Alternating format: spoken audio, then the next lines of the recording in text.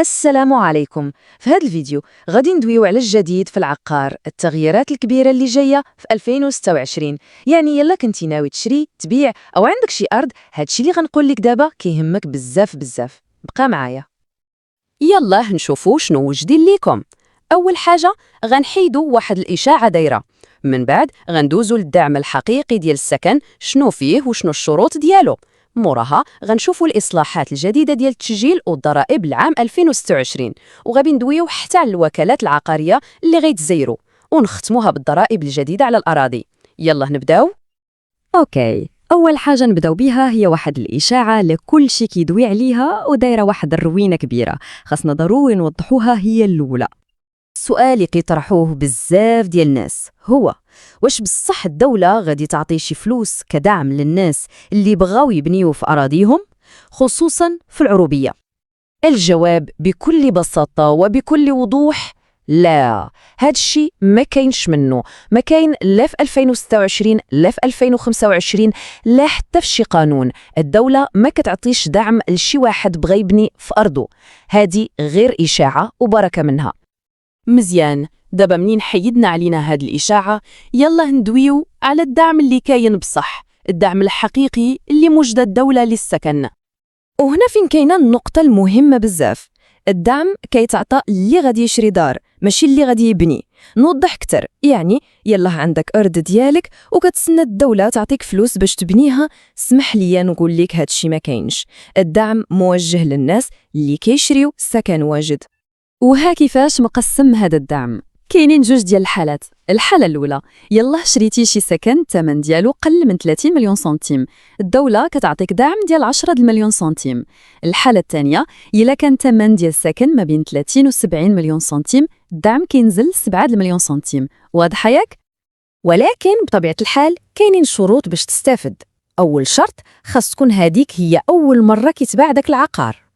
ثاني حاجة، البيرمي دابيتي، يعني رخصة السكن، خاصها تكون خارجة من يناير 2023 الفوق. الشرط الثالث، الدار خاص يكون فيها 2 بيوت على الأقل. والنقطة المزيانة هي أنك تقدر تشري من عند أي واحد، ماشي بالضرورة من عند شركة عقارية. وفي 2026 كاينين تسهيلات جداد. أول حاجة، حتى الناس اللي شاريين دار على الشياع، يعني مشتركين فيها بزاف ديال الناس، حتى هما غيوليو يقدروا يستافدوا من الدعم.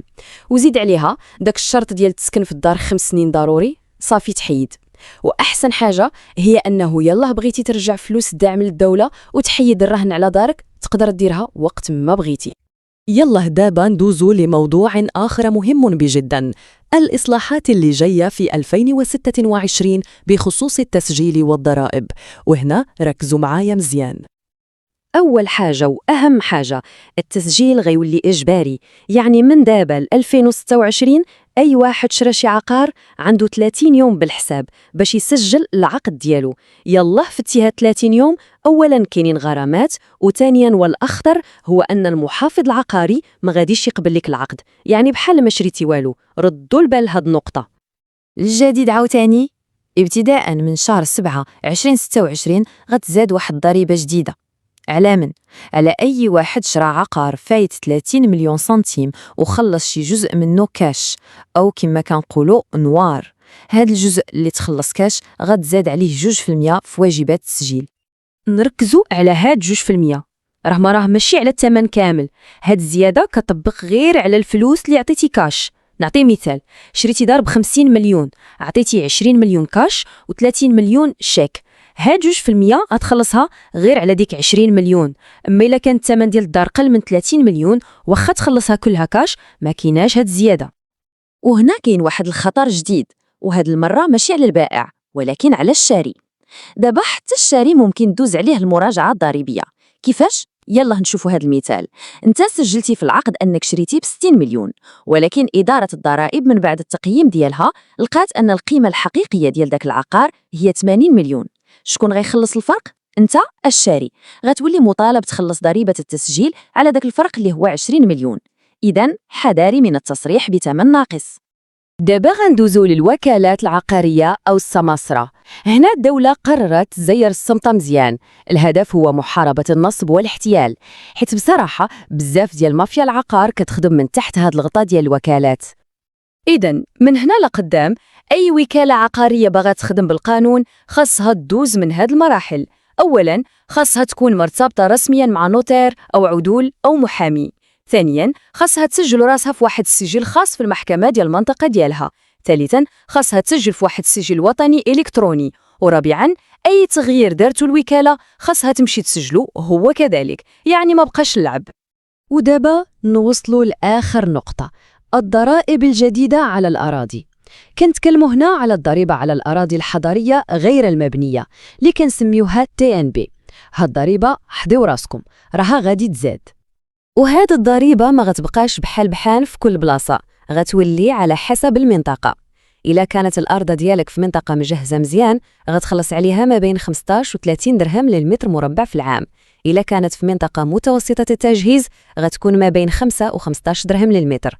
أما إلا كانت في منطقة التجهيز ديالها ناقص فغتكون ما بين درهم 1 و 10 دراهم للمتر. ولكن كاين واحد الخبر مزيان، إلا جاتك الضريبة في المجموع ديالها قل من 200 درهم فما كتخلصهاش، معفاة. ولكن الحاجة اللي خايبة ومهمة بزاف هي أن الضريبة ما بقاش غتخلص في الجماعة، لا، ولات كتخلص مباشرة لإدارة الضرائب. وشنو كيعني هاد الشيء؟ كيعني أنه إلا ما خلصتيش عندهم الحق يقتطعوها ليك مباشرة من الكونت ديالك في البنكة. إذن باش نعقلوا مزيان على أهم ما جا في هاد الإصلاحات ديال 2026، أولاً التسجيل الإجباري في 30 يوم. ثانياً انتبهوا من المراجعة الضريبية اللي ولات حتى على الشاري. ثالثاً الوكالات العقارية غيتزيروا بالقانون. رابعاً الضريبة على الأراضي غير المبنية غادي تزاد. وخامساً كخبر زوين شروط دعم السكن غتولي سهلة ومرنة أكثر. عام 2026 كما كتشوفوا غادي يقلب بزاف ديال الحوايج في العقار، تغييرات كبيرة بزاف جاية في الطريق. والسؤال اللي كنخليكم معاه هو واش نتوما مستعدين لهاد الشيء، وكيفاش هاد القوانين الجديدة غتأثر على مشاريعكم؟ اللي غادي يكون واعي بهاد التغييرات هو اللي غادي يعرف كيفاش يتصرف مزيان.